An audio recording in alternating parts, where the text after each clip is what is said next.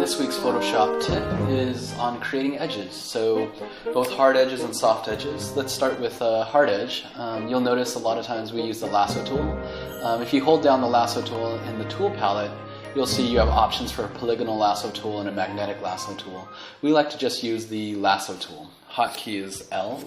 The reason why is because you can have a variety of sticky points. So if I hold down Option on the keyboard, and you'll see you get these sticky points that create straight lines from point to point. But also, you can also kind of freely draw with this tool. So it's nice because you can get a variety between sticky points and just kind of hand drawing, depending on if you need kind of a curve or connect the dots sort of thing. So if you let go of the Option key, it'll just connect back and close out the loop. Holding down Option in the lasso tool while you have a selection, you can subtract from your selection. Holding down kind of Shift, you can add to your selection, which is really nice. Let's go ahead and create a new layer and fill this shape. And like we talked about last week, you can go ahead and preserve transparency on a shape like this and just start painting away, and you'll see that you can just start painting within that shape, which is really nice. Okay, so that's one way of doing it. Another way, I'm going to create a new layer here, is if you go to the brush tool, and under the brush tool you'll see there's a pencil tool. And if you went ahead and took this pencil tool and started drawing with it, you can just kind of freely draw. The thing you want to make sure of is that you create a closed shape. So you go ahead and close this shape off, and then if you go to the gradient tool, under the gradient tool you'll see there's a paint bucket tool. So go ahead and select the paint bucket tool, and then just click inside this closed shape, and you'll see that it creates this nice closed shape. What's great about this is normally when you just use the brush tool and you create a closed shape, something like that, and fill it with the paint bucket tool, you'll see that you get this haloed edge.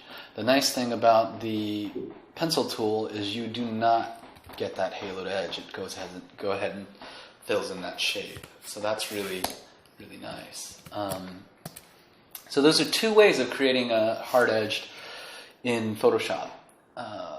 What about soft edges? So if we talk about soft edges, there's a couple things that you'll notice we do quite a bit of. So I'm going to switch back over here to the brush tool and just start painting in this shape. And I'm just going to create this muzzle of this fox.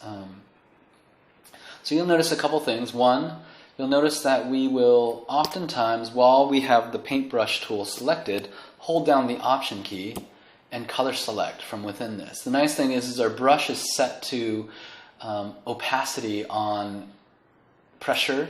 The pressure on the Wacom tablet affects the opacity. So you get kind of these transition colors between kind of this opaque white that we have, that's the color I have, and the color that it's kind of blending with. So you'll see all the time we'll color select within a gradation to create a soft edge, so that we're just kind of color selecting those transitional colors between. So that's one way. But another way that we also create soft edges is if you go to the blur tool, you'll notice under the blur tool is this smudge tool option. My smudge tool is the same paintbrush that I use to paint with, this textured brush that's pretty blocky and set to, the pressure is set to affect the opacity of it. And I set the strength of the smudge tool to 30%. And you'll notice when I do this, I just basically start to push the paint around that's already there. This is nice. It's a little bit tricky because it creates a very CG looking smudge. So oftentimes in a final painting, I actually will go back and select the paintbrush tool, and go ahead and paint back that edge a little bit to create a little bit of texture to break up the CG smooth. textures sometimes the smudge tool creates. All right? So those are two ways of creating edges, and you'll see kind of in a big way how the bigger the smudge tool, it really pushes the paint around quite a bit. Great, and that's the Photoshop tip of the week.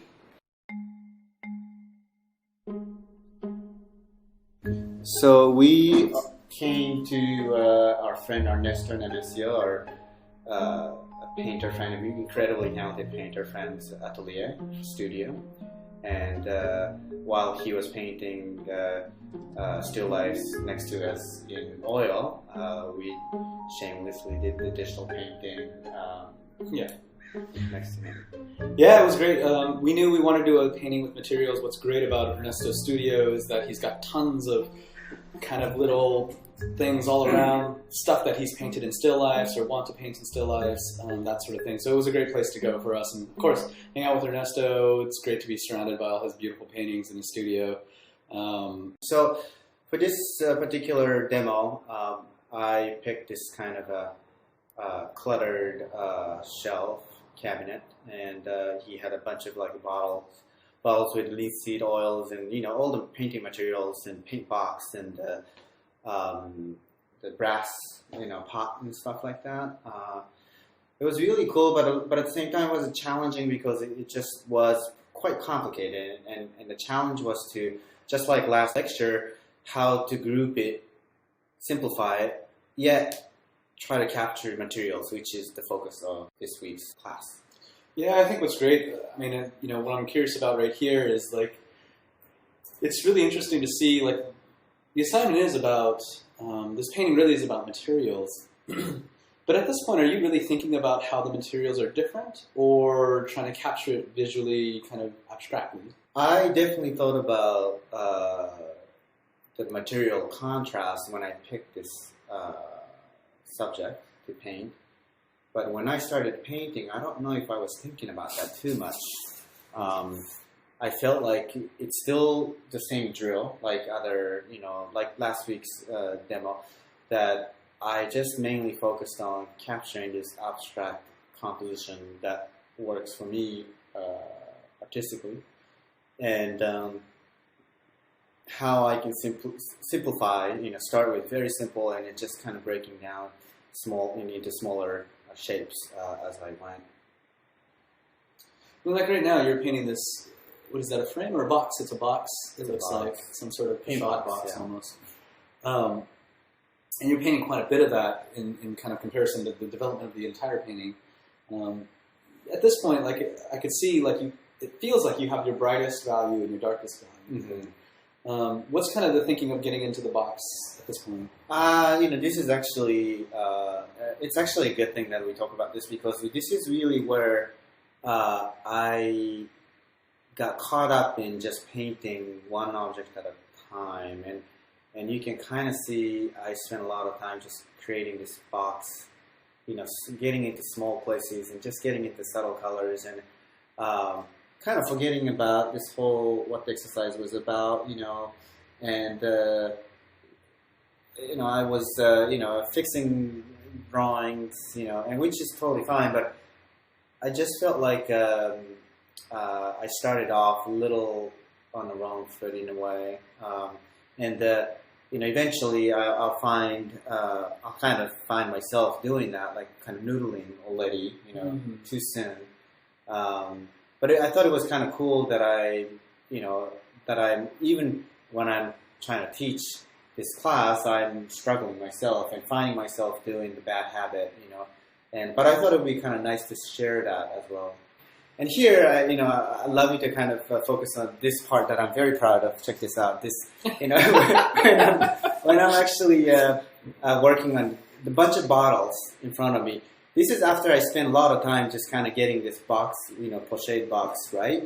And realize, oh my God, I'm just spending so much time just getting each individual object one by one, and that's not what I'm supposed to be doing. I should be really responding to mass, like grouping and just kind of big shapes.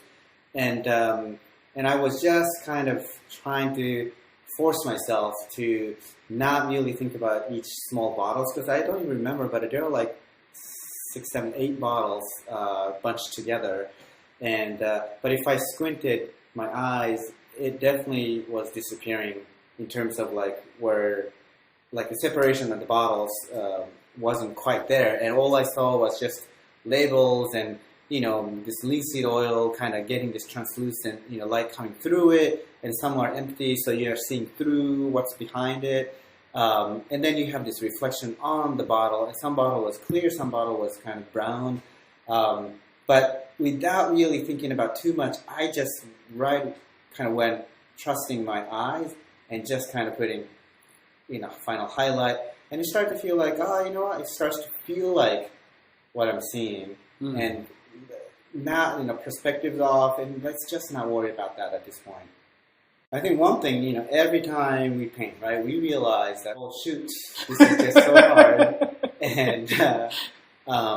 And I think it's very important that it's not like a formula that you learn and you're done with it. Like it'll remind you how hard painting is, period. And, of course, we're here to teach, and you are paying to listen to what we have to say. But, we apologize, but we are learning too. And hopefully that actually makes it, in a way, stronger for you guys to kind of, go on to your own journey, that we too are struggling as we do these paintings and learning every single time. Sometimes you have to relearn too, and sometimes what you learned last week is not valid this week. It does happen, but we're trying to articulate as we learn what we learned, What I like about it is in a simplified way, you're actually representing glass and metal and, the paintbrush versus wood. Can you talk us through some of that stuff? Like what you are observing? Really interesting, right? Like we spent quite a bit of time in the lecture how each sort of a reflective material or the translucent material or the matte surface reacts to light. And it's a very important knowledge to have. But when you're painting, there's a danger of getting distracted by the knowledge and then you forget observing. It happens to me all the time. I don't know about you guys, but it happens to me all the time. And it's important for me, at least for me, to really focus on what I'm seeing. And as I paint, I start to sort of analyze, why am I seeing this way? Why is this object kind of reacting to light this way in front of my eyes? And as I paint, I start to analyze afterwards. So it's totally fine to analyze what's going on in front of you, but I would be very careful not to overdo it, because then you stop observing. Because even for us, we've been very conscious of these sort of material studies for our professional work and everything, but we still sort of discover new sort of things that nature kind of represents, in real life.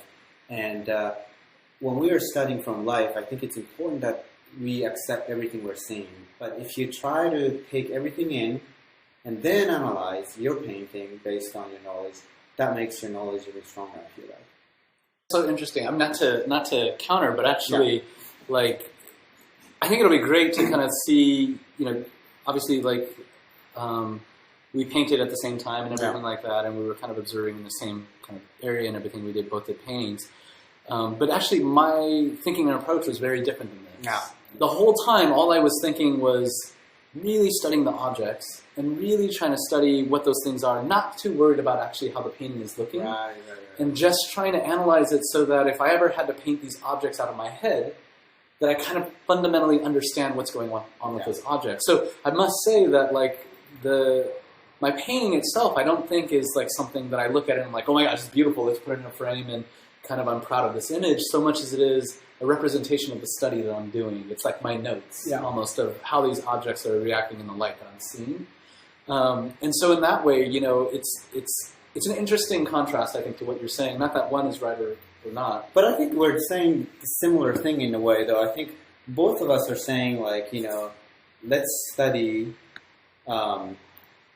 let's use this opportunity to kind of learn from nature, whether you do it while observing or while you're painting. Totally. The danger is to kind of say, oh, that's the metal, and I know how to paint metal. And then you just paint metal without looking, which, believe it or not, happens all the time. Even to me, we get into this lazy mode of like, it's supposed to look like this, as opposed to really observe what's going on. Totally. Yes, absolutely. No, I absolutely agree. I mean, I can only think of like when I'm drawing ahead, I get into this mode sometimes where I stop observing and I'm just like, oh, I know what an eye socket and eyeball looks like, and I know these things about it, and I start actually making symbols for things rather than actually drawing what I see. And I guess you're totally right. It's similar to painting. Yeah. Okay, so this is how I finish up this painting, and this was a complicated painting, but you know, I was able to correct it, I feel like, in the middle of it, and I was able to capture the feeling of it, I think. You know, it took me a little longer than I wanted because I kind of went a little off track in the beginning, but yeah, here it is.